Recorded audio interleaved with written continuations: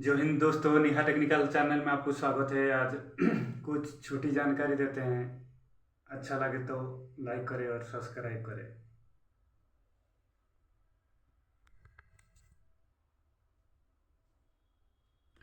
वो हम लोग घर में कभी स्विच बंद करने से भी किसी लिए करंट मारता है, उसी बारे में जानते हैं आज।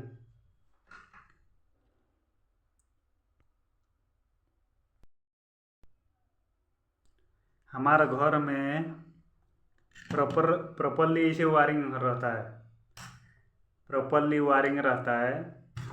वो राइट साइड हमेशा हमारा फेज रहता है, राइट साइड वही फेज रहता है, देखिए फेज रहता है। और लेफ्ट साइड हमेशा हमारा न्यूट्रल रहता है, हमेशा न्यूट्रल रहता है, न्यूट्रल रहता है। लेकिन हम